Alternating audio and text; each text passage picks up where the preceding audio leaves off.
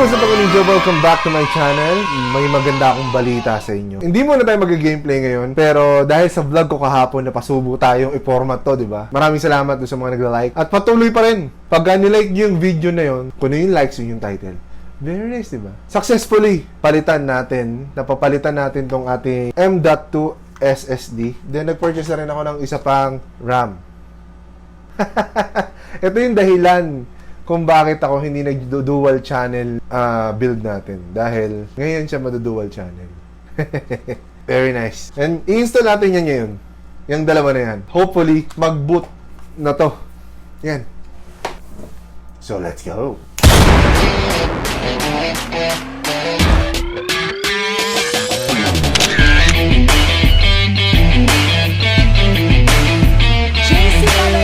Hey, wag niyong kakalimutang mag-follow sa ating Facebook na kung saan nag-i-streaming ako. Hindi ko lang magawa ngayon kasi inaayos ko pa to. Pero mag-i-stream ako every 5 to 8 p.m. every day. Please mga ninja, sa mga gusto mong makita ng live, magtanong sa akin. Wag nang hintayin yung Q&A Sunday.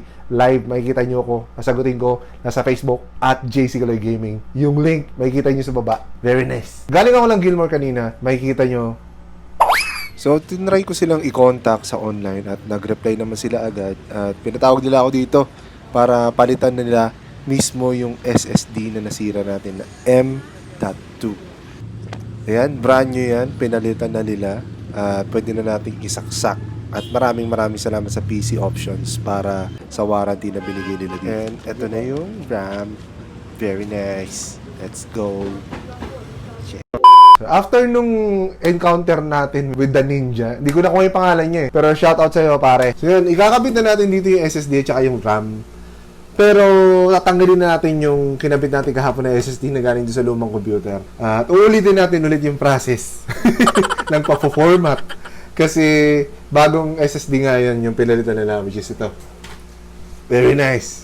Ito yung mga, isa pa rin to sa mga videos ng building PC. Kasi unti-unti nag-upgrade. Hindi naman, minimal lang. Kasi core components na ngayon nandito. So, minimal lang na upgrade.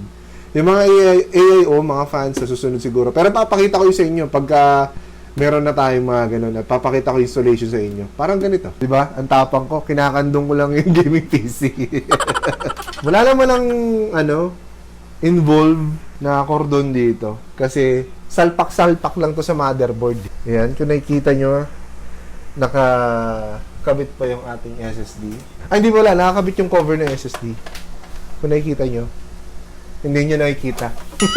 Mahirap ipakita kasi madilim. Meron kasi siya, yung motherboard kasi natin, meron siyang sariling heatsink. At ito yung ilalagay ko dito sa ating, nasa loob kasi ng nasa gitna, graphics card, yung slot ng SSD M.2. So, tatanggalin din natin yan. Kailangan ko lang mas malaking screwdriver. Sana nakabuo na yung ninja kanina na hindi pa siya, nagde-decide pa siya kung anong bibili niyang processor, kung anong bibili niyang motherboard. Nakakatawa. Kasama yata yung nanay niya. Ewan ko, nanay niya yung kapatid niya o tita niya. Basta may kasama siya babae. Na feeling ko nagde-decide kung ano ang bibili niya. And binigyan ko naman sila ng mga suggestions. Kung ano yung mga inaral-aral ko. Kung ano yung mga future-proof. At natuwa kasi sila doon sa build ko. At maraming ninja rin na nagbibigay ng compliment doon sa build natin. Maraming salamat. Tanggalin na natin ito. And then, this. Pinix ko na to kahapon. Kala ko matagal ko siyang hindi matatanggal. Pero this time, tinanggal natin. Wala pang 24 hours.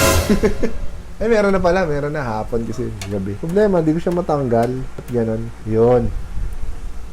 Tanggalin na natin ang ating graphics card.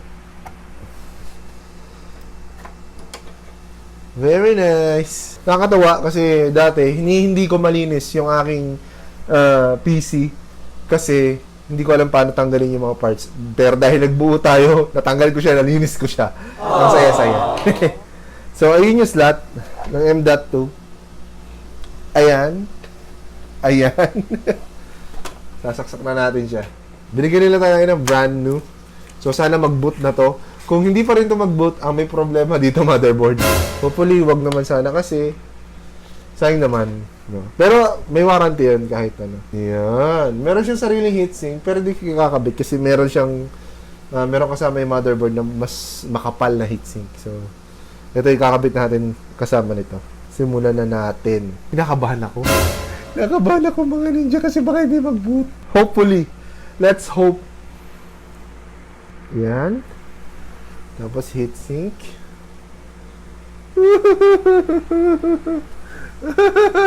May ano doon kanina, habang bumibili, habang nakapila pala ako, although hindi na ako pumila gaano kasi online niya. Pag online doon, inuuna nila. May nakita akong bumibili din siya ng gaming PC, build na. At doon mismo binubuo sa shop. Sabi ko, tinanong ko siya, wait lang ah. Sabi ko, boss, may bayad ba yung build nila? Oh, meron boss. 300 per build. Lahat na yun. 300 lang pwede na. Pero mga ninja, nakuha natin siya ng free. Kasi, nag-try tayo mag-build. Ganda na upuan ko, di ba? Gaming yan. Gaming na gaming. Then, ito mga ninja, kagaya nung sinabi ko sa installation natin, mag-rely tayo doon sa RAM slot kung saan siya susunod. So, bababa ko muna to. Tingnan natin yung motherboard. Ito yung motherboard. At basahin natin yung manual kung saan ang susunod na channel. Kasi magkakaiba yan. Although may standard, pero ayan. So, ito 1, 3, 2, 1. So, hindi sila magkasunod. So, ang susunod ay yung next papunta sa socket ng processor. So, may isang pagitan.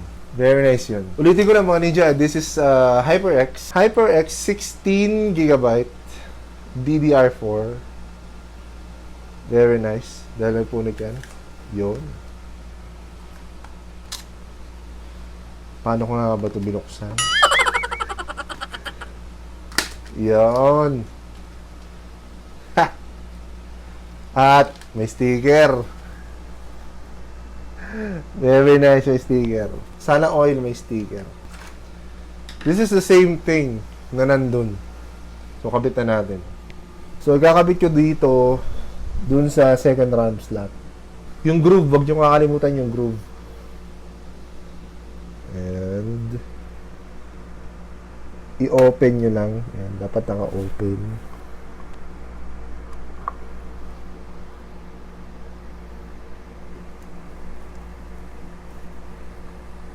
Yan. Yun. Pag nag-stop na siya, I know. Dalawa. Easy! Then, nakabit na natin yung RAM, nakabit na natin yung M.2, nakabit ulit natin yung graphics card. Sa mga nagtatanong kung ano tong graphics card natin, ito ay, aray ko, GTX 1660 Super by Gigabyte. Murang-mura.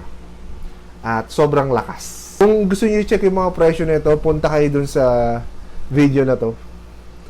At malalaman nyo lahat doon sa pag-build, sa review. Tapos gusto nyo makita yung full build, trilogy yun. So, pang-apat to. Trilogy yun, tapos pang-apat to.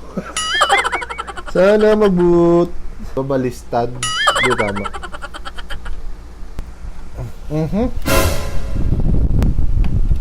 Yan.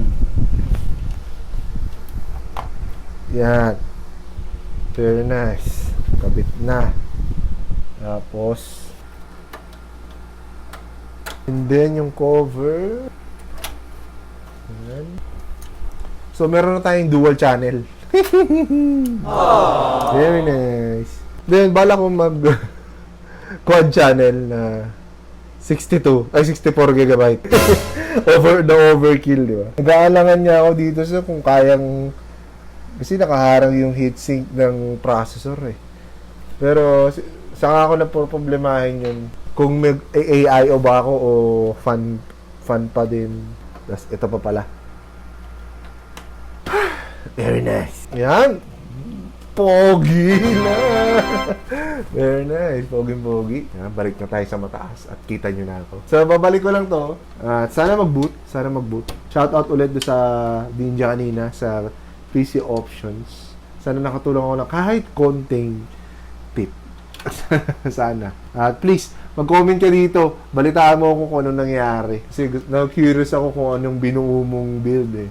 Pero kahit ano man yan, alam ko, nag-enjoy ka dyan. Mag-e-enjoy ka dyan. Lalo sa pagbuo kung ikaw ang magbubuo niyan. Sak na natin ito isa-isa.